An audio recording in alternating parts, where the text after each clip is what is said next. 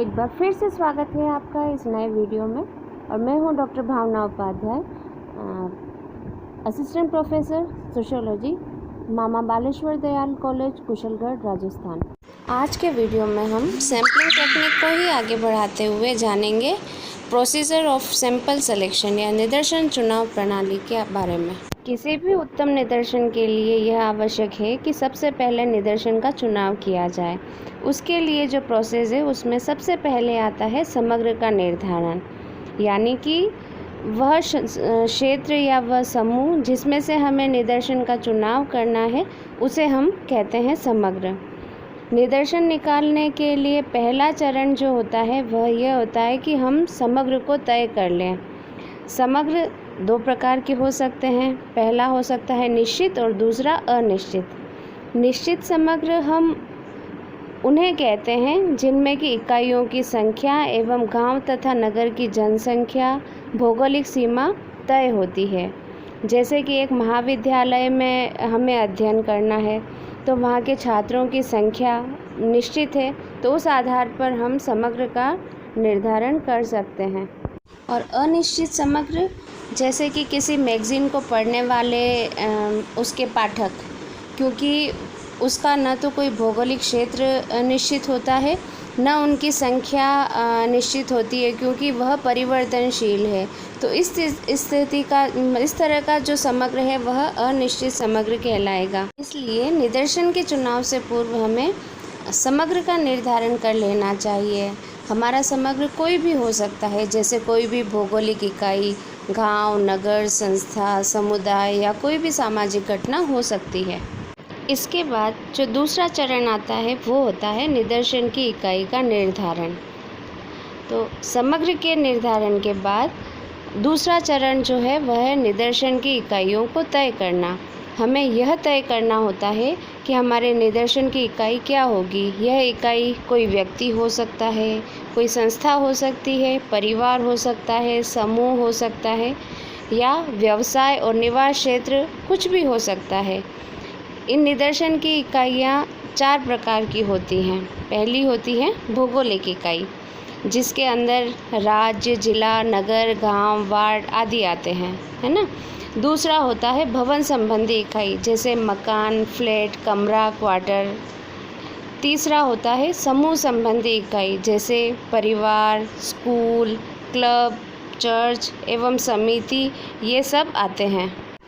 इसके बाद चौथा होता है व्यक्तिगत इकाई, जैसे कि कोई व्यक्ति, स्त्री, पुरुष या श्रमिक, छात्र, अध्यापक या किसान, कोई भी हो सकता है। ये इकाई जो हम चुनते हैं वह हमेशा स्पष्ट, निश्चित और विषय के अनुरूप होनी चाहिए, जो कि अध्ययनकर्ता को आसानी से उपलब्ध हो जाए।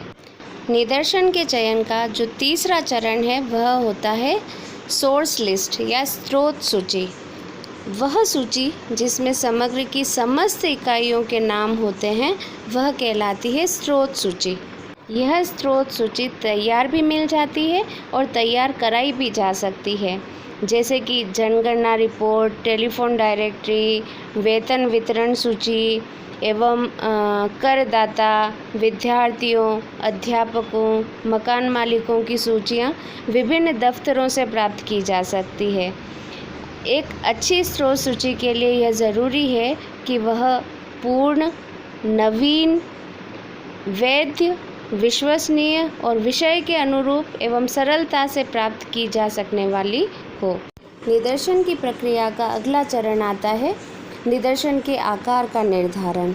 निदर्शन का आकार बहुत छोटा भी नहीं होना चाहिए और बहुत बड़ा भी नहीं होना चाहिए, वरन समग्र की संख्या एवं प्रकृति के अनुसार उपयुक्त होना चाहिए। निदर्शन का आकार क्या हो यह कई चीज़ों पर निर्भर करता है, जैसे कि जो समग्र है उसमें कितनी समानता है या कितनी विभिन्नता है, या हमारे अध्ययन की प्रकृति क्या है, अध्ययन की विधि क्या होगी, हमारे पास समय और धन की उपलब्धता कितनी है, उसके आधार पर हम हमारे जो निदर्शन है उसके आकार को निश्चित करते हैं।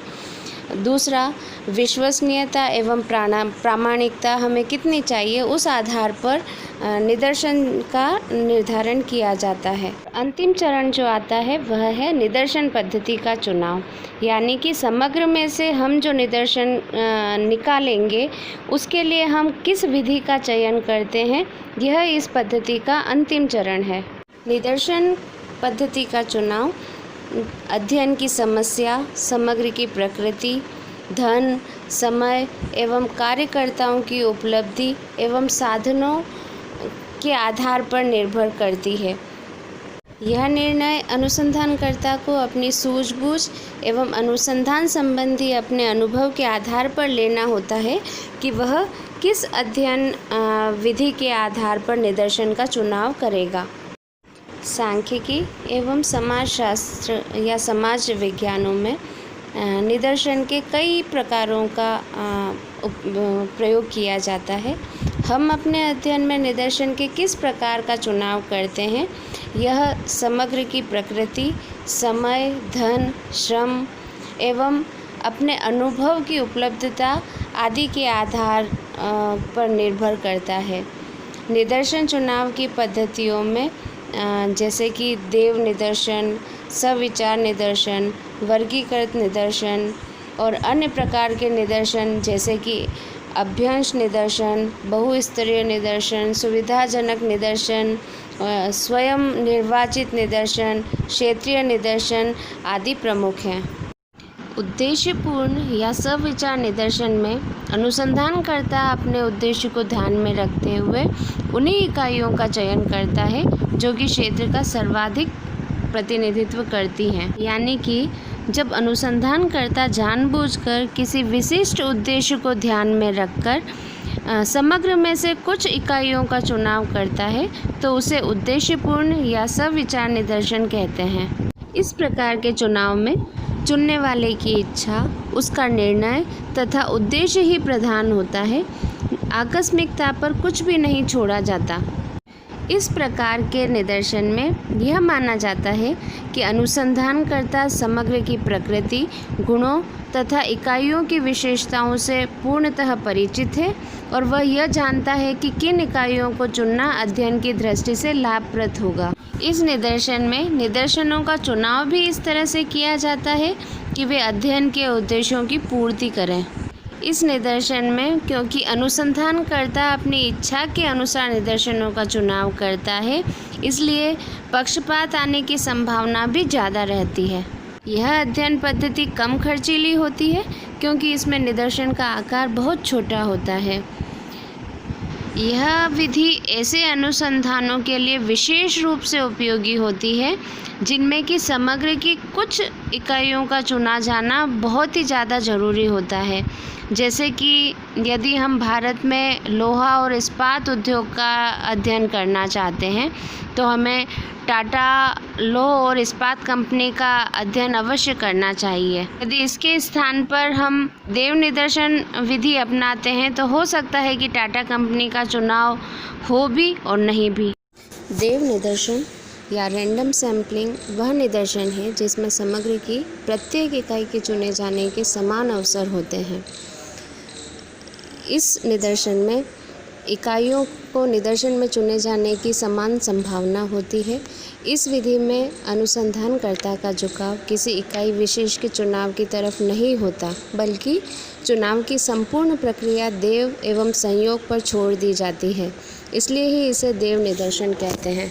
देव निदर्शन को परिभाषित करते हुए W.M. हार्पर कहते हैं कि a random sample is a sample selected in such a way that every item in the population has an equal chance of being included। यानी कि एक देव निदर्शन वह निदर्शन है जिसका चयन इस प्रकार हुआ हो कि समग्र की प्रत्येक इकाई को सम्मिलित होने का समान अवसर प्राप्त हुआ हो।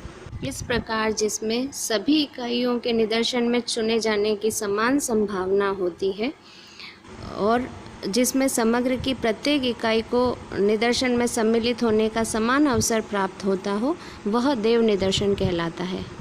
देव निदर्शन विधि का उपयोग करने के लिए सबसे पहले यह आवश्यक होता है कि समग्र की जो इकाइयाँ हैं उनकी एक सूची तैयार करके हमारे पास होनी चाहिए। दूसरा कि जो इकाइयाँ हैं उनका आकार लगभग बराबर होना चाहिए।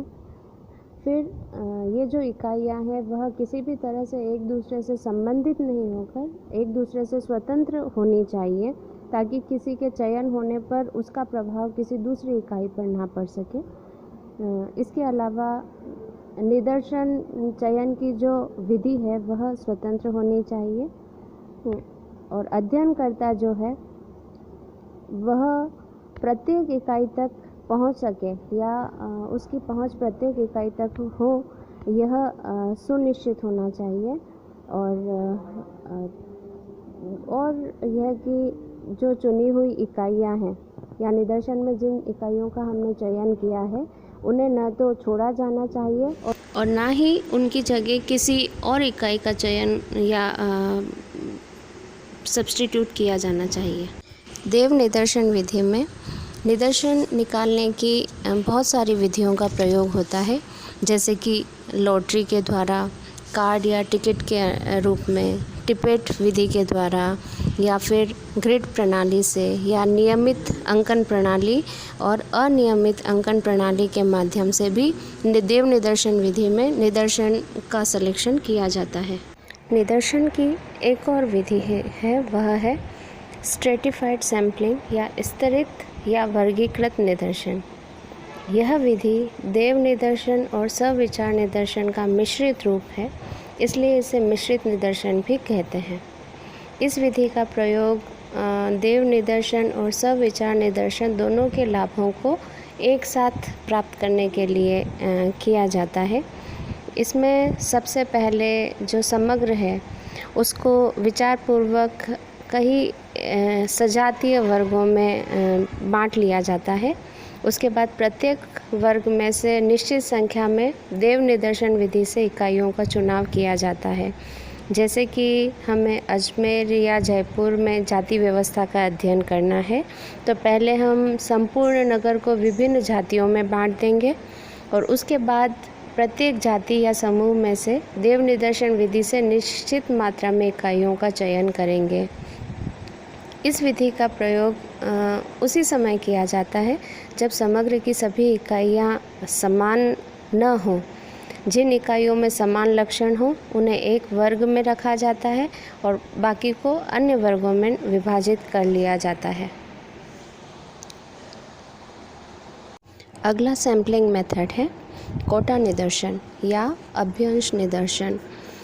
यह भी वर्गीय निदर्शन का ही एक रूप है।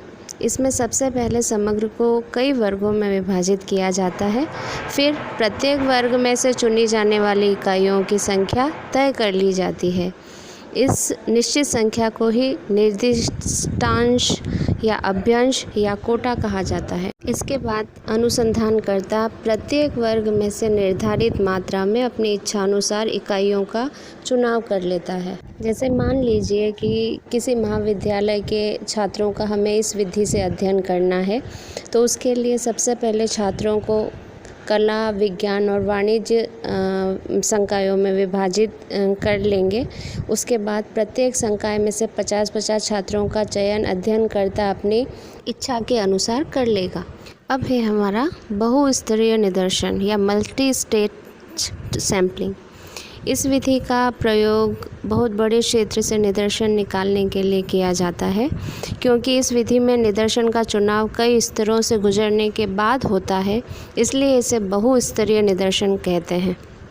जैसे कि हमें किसी बड़े नगर का अध्ययन करना है, तो उसके लिए हमें कई स्तरों से गुजरना पड़ेगा।